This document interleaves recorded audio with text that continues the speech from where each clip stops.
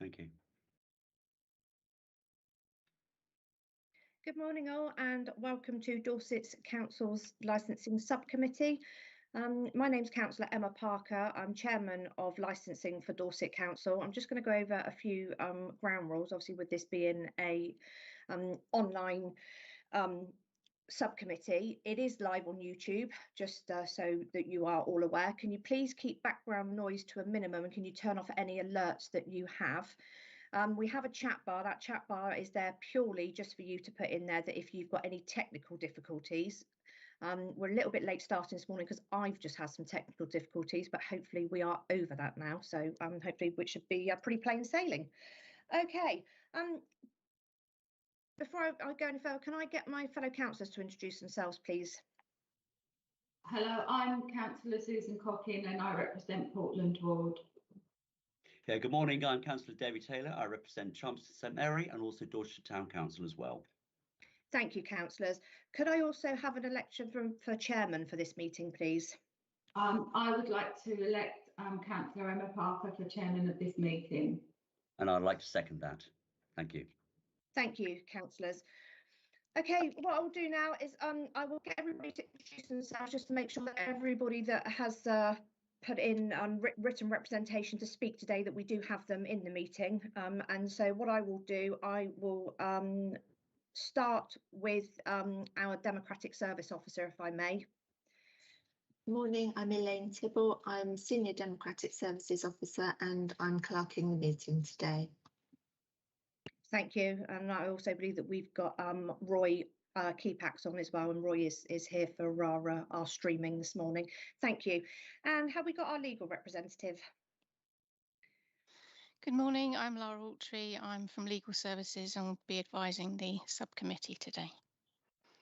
Thank you. And the report author, that's our licensing team leader. Hello, I'm Aileen Powell and yes, I'm here. Thank you. And do we have the applicant with us? Yeah, morning everyone. I'm Mike Long from Neon Bridport. Thank you. As this is for A10s, and obviously it is only responsible bodies that can put in any representation. So I will start with our environmental health officers. Hello, my name is Jen Pickering. I'm Environmental Health Officer at Dorset Council and I'd like to make a representation today.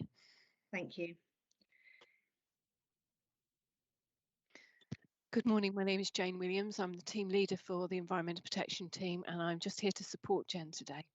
Okay, thank you. And then I will now go on to the representative from the police. Good morning, councillors. Gareth Gosling from the Dorset Police Drug and Alcohol Harm Reduction team. Thank you. Okay, I've just got a few points of the agenda to go through before we officially start on the 10s. So do we have any apologies? There's no apologies. Thank you. Councillors, do you have any declarations of interest? None, Chair. None here, Chair. Do we have any urgent business? No, Chair, we don't. And do we have any exempt business? You had the only exempt business you have was the video recordings, which you've all seen, Mr. Long seen, Gareth seen, and as have environmental health as well. Okay, thank you. Just to let you know, because this is a virtual meeting, the majority of us, as I'm sure you'll be aware, are running off two screens.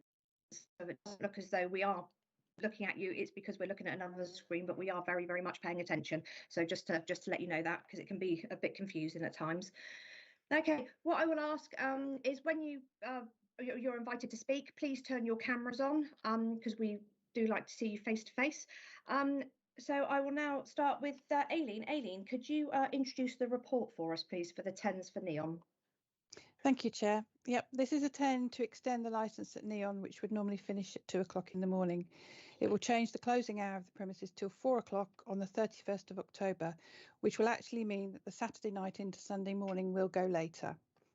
To put this into some sort of context, we actually deal with 932 temporary event notices a year, and of those 932, only 4 have resulted in hearings. The police have only objected to 2, and environmental health have objected to 3. After hearing from all the parties, the subcommittees will have 3 options. You can allow the 10s without condition, You can allow the tens with conditions from the licence. And the officer recommendation would be that if you take that option, then all of the conditions from the licence should be applied, as this would in effect be extending the licence, or you could not permit the event, in which case a counter notice will be served. No modifications can be made to this 10 now, as we are at the hearing to decide it. And that's all I want to say at the moment. Thank you, Chair. Thank you, Aileen. Councillors, do you have any questions at this time for Aileen? No, not at the moment. No. Not at the moment, thank you.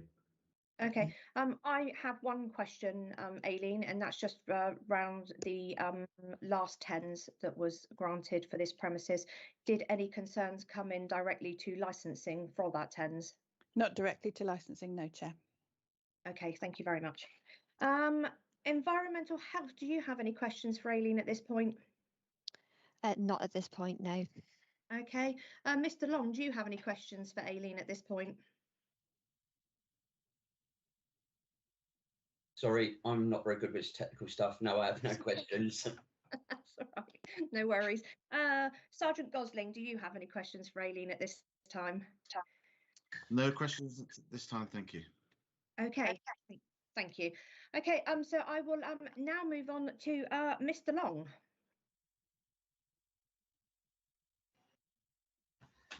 Morning, everybody, again. Yeah, so bear with me because I'm a face-to-face person, not a computer person. Aren't we all? This Yeah. is no worries. Sign of the times. Yeah, I'd like to think that the last letter that we put in, it covered all of our concerns, obviously our frustrations with the diaries and stuff, and where we're at as a business and what we're trying to achieve.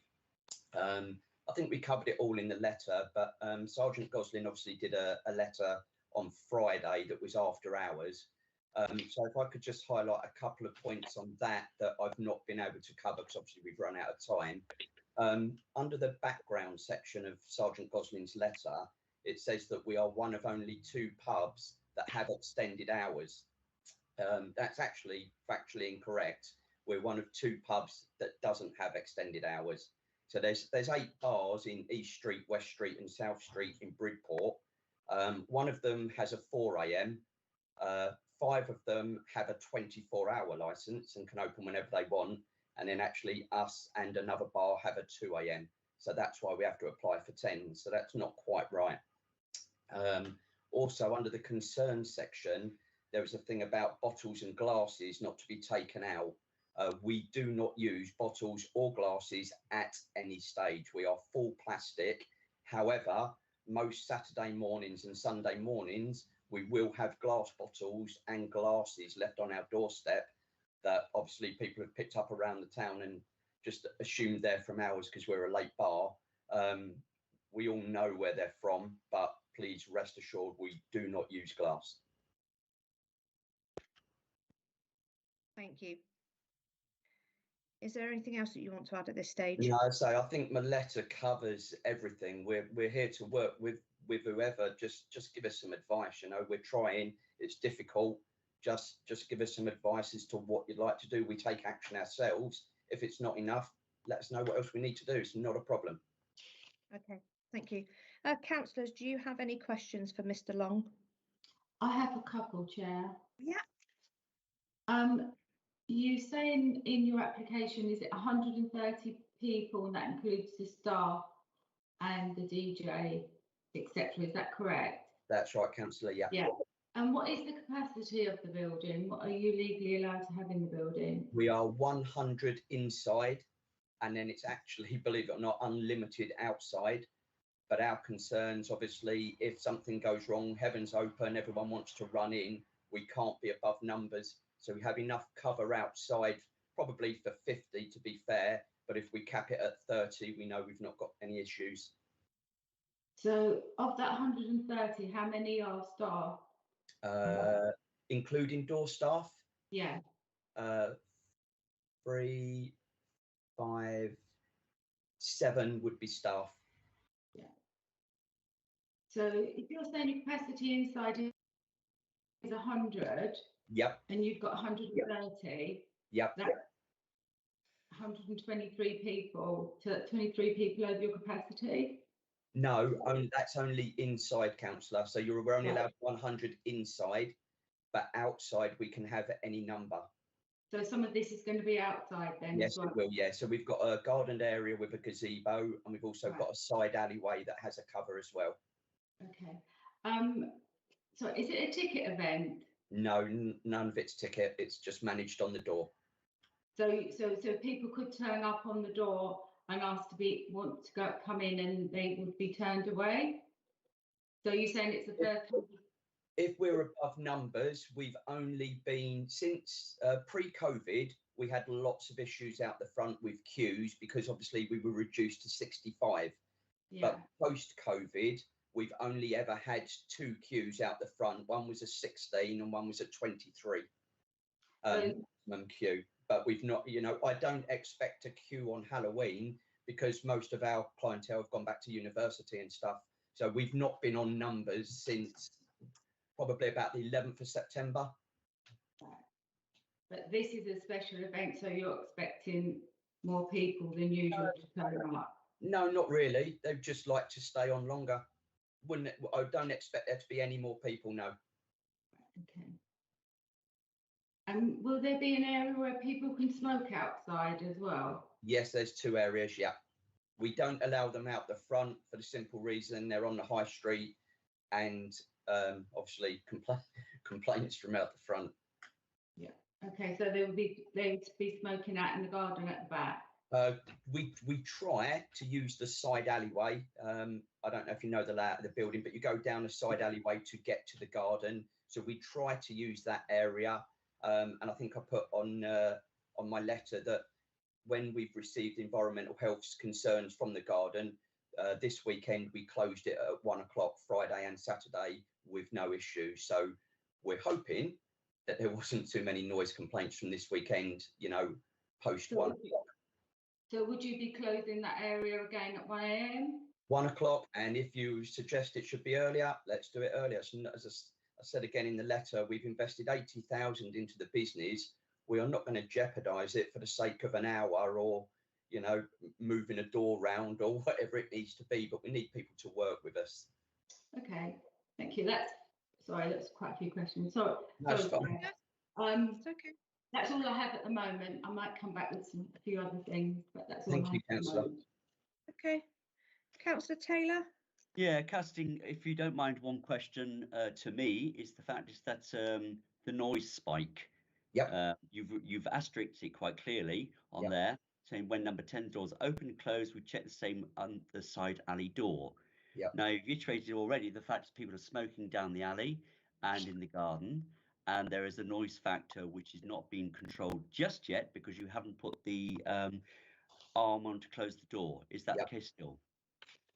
No, the arm's gone on the door for weekend just gone. Yeah, so I think my letter, I did the letter on Tuesday or Wednesday last week, and to say that the arm would be on for this weekend. Roy Keepax actually did come out to site to show me the videos, and I showed him the door and what we were talking about. It's going to make a bit of a difference because we've not got to shut the door all night to make sure we keep noise in if there is an excessive noise, but it's a gesture to move in the right direction. Okay. Ventilation, how are you controlling it? Ventilation is windows, back door from behind the bar. Obviously the side door is going to open and shut as people come in and out. So, that the ventilation is there. We don't have, so as you go up our stairs, like to our toilet block, there's a landing with windows there. They used to be open for ventilation, and with COVID, but now we close those because obviously it's an escape for noise. So, it's trying to find that COVID balance, as has been drummed into us, against keeping the noise in the premise rather than outside. But I'll be brutally honest, we really, really do not have a music noise. We just don't. People noise 110%, and that's what we need to address. So having a window open and music going out, or the side door not closing, in 10 seconds, it's not really going to make that much of a difference. It's more the people in the garden, in the garden is our noise issue, or leaving the premise on the high street. Okay, coming back to the license issue itself, you're controlling liquor itself there. How are you controlling it? Because as an ex-licensee myself and various businesses I've had with pubs, etc., how are you controlling the liquor sales, making sure that not overconsumption? Overconsumption is just like patrolling, so floor door staff predominantly, and if people get to the bar, I mean, on the bar it's only generally the two licensees, which is myself and Ellen. I've been in the trade 20 years. Ellen's done town centre bars for 7 years. You know, we know the drill, if you know what I mean, and you can tell, can't you?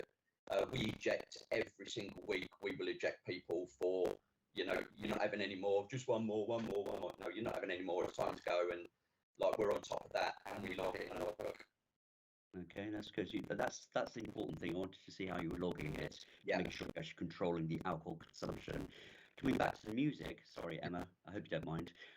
Coming back to the music, how are you actually controlling the sound bit outside of the building? Because I get a feeling that the music is nearer to the front door than it should be. No, I disagree that it's nearer than it should be. And as I say, Councillor, I promise you, the music is not an issue. But I don't know if you can see that. That's the decibel meter that we go outside. So that's what we use on a nightly basis, if people can see that. And trust me, that is every night. And if anybody would like to come in and see the logbook, which obviously licensing do when they do their checks, the logs are in there, what decibels, where we stood. We lose 10 decibels from our front door to cross East Street to the Bull Hotel. We will lose 10, 15 decibels.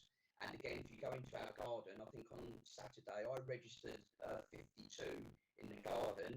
But then I know there's complaints from the flats, and I understand that. So I went round and stood where the flats are. Now, bear in mind, I was still outside. I'm not behind a closed door or window, and we lost 7 decibels. So it's not. Do you know what I mean? There's noise there. There's noise in the garden, and it's people noise, and some is people noise, and some is unacceptable noise. Like totally, and you know, we've addressed it by ejecting and stuff like that. But music noise, it doesn't exist, and that's what's really frustrating us. Because if you come and say to me with a letter, I think Jennifer's first letter from Environmental Health clearly stated music. I promise you, there is not a music issue. If she said there's people shouting in the garden, right, agree with that, what day, what time, our cameras are all audioed, and we can literally go and say, right, that was Jeff Buckster, let's have him. You know, put him in, have a word, or show him the letter, or bar him for a month. And that is what we do. But when music on Wednesday, I mean, not even open, I'm struggling. Okay. Thank you for your response. That's really interesting. Thank you. Thank you. Is that your last question? That is fine. Thank you very much, Chair. Sorry. Thank you. Thank you.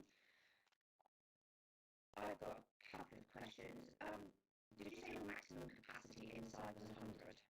100 inside the building, yes. But you can have another 30 outside? No, we can have any number outside, Chair. There is not, so with the fire regs, there isn't a limit for outside, which, let's be honest, that's ludicrous in itself. So our worry is if obviously you have a downpour and everyone runs inside, we need to factor that into how many we're letting on site. So we allow 130. Yeah, so potentially you could be having 130 people inside. No. If you've got a maximum for the event of 130. Yeah. So if you have 130 attend, including your staff, yeah. If there is a downpour outside and everybody's going to come in, you can potentially have 130 people. No, this is what I'm saying. So 100 inside, we could have any number outside. But what we've done is we've allowed for where we have cover. So we've got more than enough covered area, probably for 50 or 60, but we don't want that risk. So we capped it at 30. So we have a gazebo in the back garden that you could easily get 30 people under if the heavens opened. And we've also our side alley, so from East Street coming into the building, there's a side alleyway that's covered, and we could easily get 30 people under there. So if the heavens opened, obviously door staff and that are there, we just say, oh, we'll put it inside. It never are more outside than in generally at the minute because of the weather and stuff, but that will change. But no, we would never have more than 100 inside. And apart from people going outside and smoking, if people were to leave the premises, say, for instance, I don't know, after 11 p.m, would you allow re-entry? Re-entry if they've left, but we don't have any entry. It's another thing in Sergeant Gosling's letter. He said about having a time where we don't let people in. We have no one in after 1 o'clock unless it's staff from another licensed premise. So if you finish work and you want to go for a drink, it's only fair that you should be able to get into somewhere to have fun. It's something that I brought down myself from Essex. You know, when I first got into the trade, a lot of the clubs and that did only staff could come in, and you had to prove your staff. Obviously, in little Bridport, you know everyone who works on the bars. So after 1, we will allow in police, fire, ambulance, or bar staff from the town that have finished shift. Other than that, it's re-entry only. Okay, and you said the amount of staff that you will have on is 7. How many of those are all staff? 2 or 3, depending on what night. So in general, we would have 2. August bank holiday, we put on 3 just because it felt right. Please note we have no conditions for door staff at Neon as things stand. It's something that we've done ourselves because I've always deemed it good practice, and I think if you've got a late bar, that's what you should have. So, you know, we bossed that ourselves. Thursday night, quieter, just have 1. Friday, Saturday, 2. Bank holiday, extra busy, 3. Okay. Obviously this event is for Sunday the 31st of October. Yes, that's what we have to put it down as. It's Saturday night really, but yes, it is Sunday morning. So you're going to, so it's potentially for Saturday the 30th. Yes, but because we're not in school, so Up to 2 a.m. yeah. Then obviously you want this for Sunday the 31st. So potentially it's still going to be a really early morning finish then on the Sunday morning. The town will be very busy with 4 a.m. licences on that weekend. The good thing about TENS is the police and licensing get to know what bars are open. The bad thing about 24-hour licences is you have no idea what's going on. There will be other bars open till 4, rest assured. Okay. There's another question that I want to touch on. I've got stuff written down everywhere. Just to clarify, I know that there was touched on earlier about timings. We cannot change timings on this. This is a TENS, it's in now. We have to adhere to the timings that are on there. This is like the rest of the garden, did you mean chair, sorry? Yes, obviously the hours are as they are. There is no negotiation on hours. Can I ask what huge difference you feel those extra 2 hours are going to make? Honestly.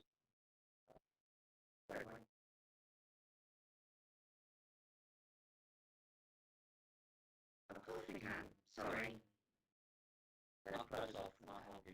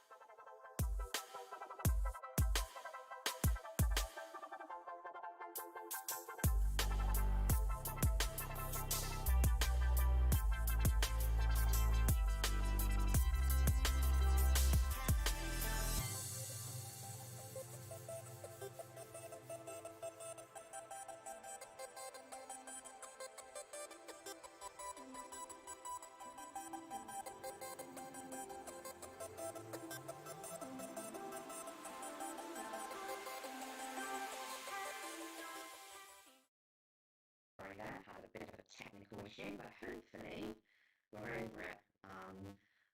Ron does still have his hand up. I don't know whether that was a previous hand.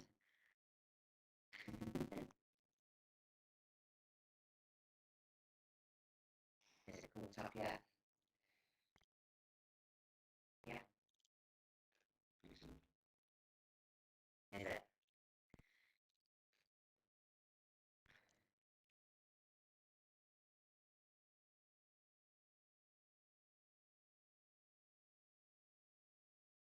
Okay.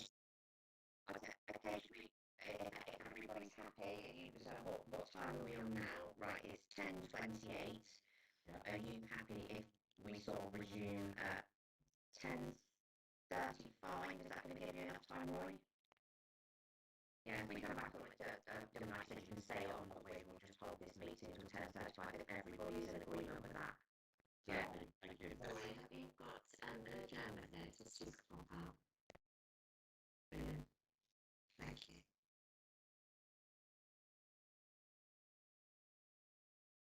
Yeah.